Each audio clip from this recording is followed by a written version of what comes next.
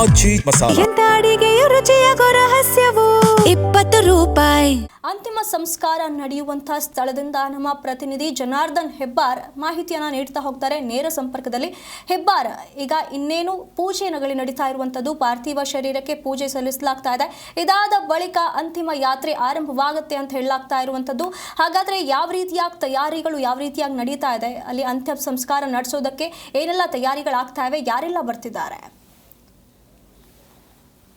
ಸಂಪರ್ಕ ಸಾಧ್ಯವಾಗಿಲ್ಲ, ಮತ್ತೆ ಅವರನ್ನು ಸಂಪರ್ಕಿಸುವಂತಹ ಪ್ರಯತ್ನವನ್ನು ಮಾಡ್ತೀವಿ.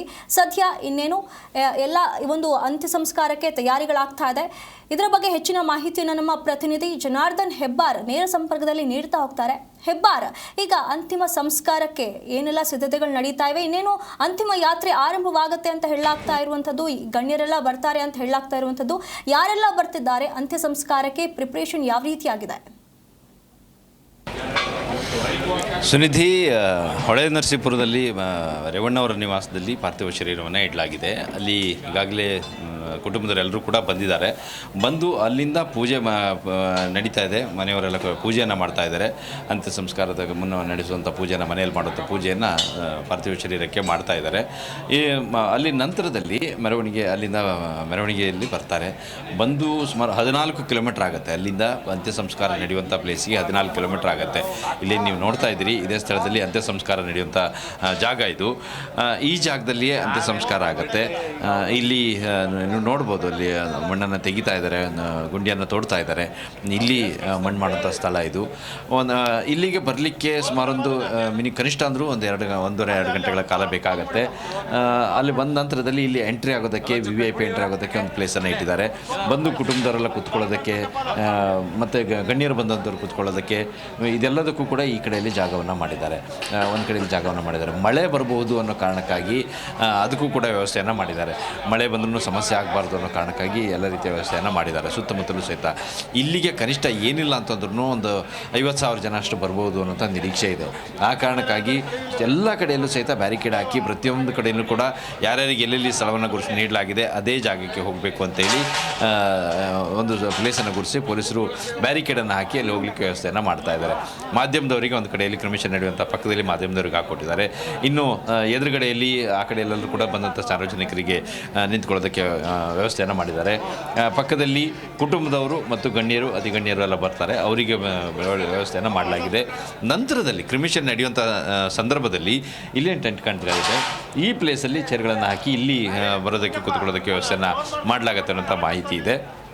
ಸುಮಾರು ಒಂದು 2 ಗಂಟೆಗಳ ಕಾಲ ಇಲ್ಲಿ ಒಂದು ಪ್ರಕ್ರಿಯೆಗಳನ್ನು ನಡೀಬೋದು ಅನ್ನೋಂಥ ನಿರೀಕ್ಷೆ ಇದೆ. ಹಾಗಾಗಿ ಒಂದು 3 ಗಂಟೆ 3 ಒಳಗಡೆ ಪಾರ್ಥಿವ ಶರೀರವನ್ನು ಇಲ್ಲಿಗೆ ತರಬೇಕು ಅನ್ನೋಂಥ ಪ್ರಯತ್ನದಲ್ಲಿದೆ. ಕುಟುಂಬದವರು ಕೂಡ ಅದೇ ರೀತಿ ಹೇಳ್ತಾ ಇದ್ದಾರೆ. ಆದರೆ ಸಾಕಷ್ಟು ಜನ ಬಂದಿರೋ ಕಾರಣಕ್ಕಾಗಿ ಮನೆ ಹತ್ರ ಅದು ಸ್ವಲ್ಪ ವಿಳಂಬ ಆಗ್ತಾ ಇದೆ. ಹಾಗಾಗಿ ಈಗ ಕುಟುಂಬದವರೆಲ್ಲರೂ ಕೂಡ ಪೂಜೆಯನ್ನು ಆರಂಭಿಸಿದ್ದಾರೆ. ಮನೆಯಲ್ಲಿ ಪೂಜೆಯನ್ನು ಮಾಡ್ತಾ ಇದ್ದಾರೆ. ಪೂಜೆಯನ್ನು ಮುಗಿಸಿದ ನಂತರದಲ್ಲಿ ತಕ್ಷಣವೇ ಅಲ್ಲಿಂದ ಪಾರ್ಥಿವ ಶರೀರನ ತಗೊಬರ್ತಾರೆ. ದೇವೇಗೌಡರು ಆರಂಭದಲ್ಲಿ ಅಲ್ಲಿ ಬಾಡಿಗೆ ಮನೆಯಲ್ಲಿದ್ದರಂತೆ. ಈಗ ಅವ್ರ ಮನೆ ಏನಿದೆ, ರೇವಣ್ಣವ್ರ ಮನೆ, ಆ ಮನೆಯಿಂದ ಸ್ವಲ್ಪ ದೂರದಲ್ಲಿ ಬಾಡಿಗೆ ಮನೆಯಲ್ಲಿದ್ದರು. ಆ ಮನೆಯ ಎದುರುಗಡೆಯಲ್ಲಿ ಕ್ಷಣಕಾಲವಾದ್ರೂ ಕೂಡ ಪಾರ್ಥಿವ ಶರೀರವನ್ನು ನಿಲ್ಲಿಸಿ ಅಂತೇಳಿ ದೇವೇಗೌಡರು ಕೇಳ್ಕೊಂಡಿದ್ರು ನಿನ್ನೆ. ಆ ಕಾರಣಕ್ಕಾಗಿ ಪಾರ್ಥಿವ ಶರೀರವನ್ನು ತರುವಂಥ ಸಂದರ್ಭದಲ್ಲಿ ಅಲ್ಲಿ ಒಂದು ಕ್ಷಣ ನಿಲ್ಲಿಸ್ತಾರೆ. ನಂತರ ನಿಧಾನವಾಗಿ ಇಲ್ಲಿಗೆ ಕರ್ಕೊಂಬರ್ತಾರೆ. ಒಂದು 14 ಕಿಲೋಮೀಟ್ರ್ ಆಗುತ್ತೆ. ಅಲ್ಲಿಂದ ಕರ್ಕೊಂಬಂದು ಇಲ್ಲಿ ಬಂದ ನಂತರದಲ್ಲೂ ಸಹಿತ ಅಂತಿಮ ವಿಧಿವಿಧಾನಗಳನ್ನು ಮಾಡೋದಕ್ಕೆ ಒಂದಷ್ಟು ಸಮಯ ತೆಗೊಳ್ಳುತ್ತೆ. ಆ ಕಾರಣಕ್ಕಾಗಿ ಇಲ್ಲಿ ಬೇಕಂತ ಎಲ್ಲ ವ್ಯವಸ್ಥೆಯನ್ನು ಮಾಡಲಾಗಿದೆ. ವೇದಘೋಷಗಳನ್ನು ಕೂಡ ಹಾಕಬೇಕು ಅಂತ ಹೇಳಿದ್ದಾರೆ. ದೇವೇಗೌಡರು ಮನವಿಯನ್ನು ಮಾಡ್ಕೊಂಡಿದ್ದಾರೆ. ಮತ್ತು ಒಂದಷ್ಟು ದೇವಸ್ಥಾನಗಳು, ಚೆನ್ನಮ್ಮ ಅವರು ದೇವೇಗೌಡರು ಎಲ್ಲ ದೇವಸ್ಥಾನಗಳಿಗೆ ಹೋಗ್ತಾಯಿದ್ರು ಇಲ್ಲಿ ಸುತ್ತಮುತ್ತ.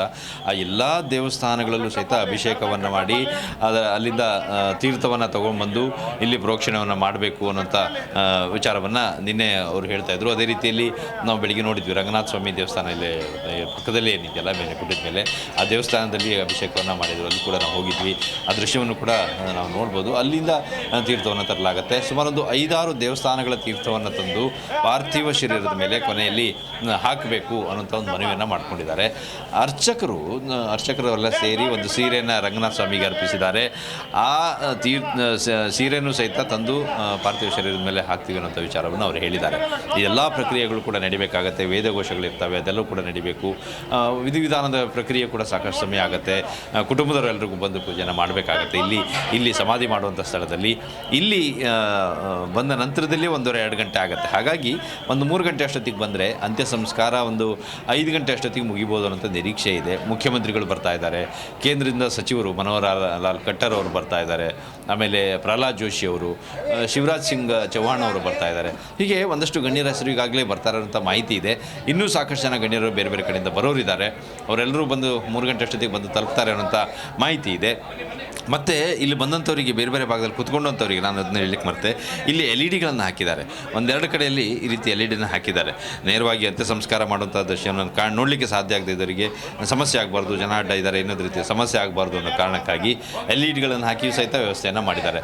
ಸುತ್ತಮುತ್ತಲು ಇನ್ನೊಂದು ಭಾಗದಲ್ಲಿ ಆ ಕಡೆಯಲ್ಲೂ ಸಹಿತ ಚೇರ್ಗಳನ್ನು ಹಾಕಿ ಬಂದು ಕುಳಿತುಕೊಳ್ಳೋರಿಗೆ ಎಲ್ಲದಕ್ಕೂ ಕೂಡ ವ್ಯವಸ್ಥೆಯನ್ನು ಮಾಡಿದ್ದಾರೆ. ಅದರ ಎದುರುಗಡೆಯಲ್ಲಿ ಬಂದು ಕುತ್ಕೊಂಡು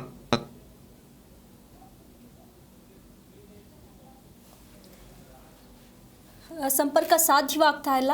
ಇಲ್ಲಿ ಈಗಾಗಲೇ ತಯಾರಿಗಳನ್ನು ಯಾವ ರೀತಿಯಾಗಿ ನಡೆಸಲಾಗ್ತಾ ಇದೆ ಅನ್ನೋದ್ರ ಬಗ್ಗೆ ನಮ್ಮ ಪ್ರತಿನಿಧಿ ಮಾಹಿತಿಯನ್ನು ಕೊಟ್ಟಿದ್ದಾರೆ. ಈಗಾಗಲೇ ಗಣ್ಯರೆಲ್ಲರೂ ಕೂಡ ಅಂತಿಮ ದರ್ಶನಕ್ಕೆ, ಅಂತಿಮ ಸಂಸ್ಕಾರಕ್ಕೆ ಬರೋದಕ್ಕೆ ಹೊರಟಿದ್ದಾರೆ ಅನ್ನುವಂಥ ಮಾಹಿತಿಗಳು ಬರ್ತಾ ಇರುವಂಥದ್ದು.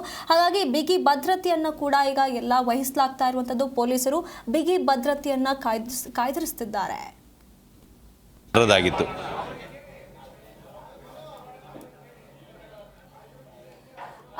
ಈಗ ಹಾಗಾದರೆ ಏನು ಸಕಲ ಸಿದ್ಧತೆಗಳಿಂದ ಅಂದರೆ ಗೌರವಯುತವಾಗಿ, ಸರ್ಕಾರಿ ಗೌರವಯುತವಾಗಿ ಅವರಿಗೆ ಅಂತಿಮ ಸಂಸ್ಕಾರವನ್ನು ನೆರವೇರಿಸಬೇಕು ಅಂತ ಹೇಳಿ DK ಶಿವಕುಮಾರ್ ಅವರು ಈಗಾಗಲೇ ಆದೇಶವನ್ನು ಹೊರಡಿಸಿದ್ದಾರೆ. ಅದಕ್ಕೆ ಯಾವ ರೀತಿಯಾಗಿ ಸಿದ್ಧತೆಗಳು ನಡೀತಾ ಇವೆ?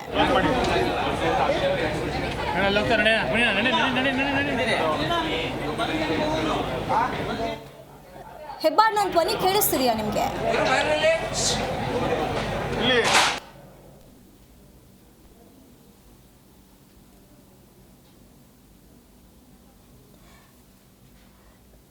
ಈ ರೀತಿಯಾಗಿ ಮೆರವಣಿಗೆಯ ಮೂಲಕ, ಅಂತಿಮ ಯಾತ್ರೆಯ ಮೂಲಕ ಅವರನ್ನು ಅಂತಿಮ ಸಂಸ್ಕಾರ ನಡೆಯುವಂಥ ಸ್ಥಳಕ್ಕೆ ಅಂತಿಮವಾಗಿ ಪಲ್ಲಕ್ಕಿಯ ಮೂಲಕ ಕರೆತರಲಾಗುತ್ತೆ ಅಂತ ಹೇಳಲಾಗ್ತಾ ಇರುವಂಥದ್ದು. ಈಗ ಪಲ್ಲಕ್ಕಿ ಕೂಡ ತಯಾರಾಗಿರುವಂಥದ್ದು.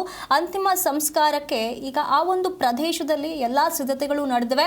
ಚೇರ್ಗಳನ್ನು ಅಳವಡಿಸಲಾಗಿದೆ, ಬಂದವರಿಗೆ ಆಸನದ ವ್ಯವಸ್ಥೆಗಳಾಗಿರುವಂಥದ್ದು, ಟೆಂಟ್ಗಳನ್ನು ಅಳವಡಿಸಲಾಗಿದೆ. ಅಕಸ್ಮಾತ್ ಮಳೆ ಬಂದರೆ ಅನ್ನುವಂಥ ಉದ್ದೇಶದಿಂದ ಕೂಡ ಎಲ್ಲ ಮುಂಜಾಗ್ರತಾ ಕ್ರಮಗಳನ್ನು ಕೈಗೊಳ್ಳಲಾಗಿರುವಂಥದ್ದು. ಹಾಗೆ ಅಲ್ಲಿ ಏನು ಗುಂಡಿ ಅಗೆಯುವಂಥ ಕೆಲಸವನ್ನು, ಸಮಾಧಿ ಮಾಡೋದಕ್ಕೆ ಗುಂಡಿ ಅಗೆಯುವಂಥ ಕೆಲಸವನ್ನು ಕೂಡ ಮಾಡಲಾಗ್ತಾ ಇರುವಂಥದ್ದು. ಈಗ ಎಲ್ಲ ಸಿದ್ಧತೆಗಳು ಈಗ ಅಲ್ಲಿ ನಡೀತಾ ಇರುವಂಥದ್ದು.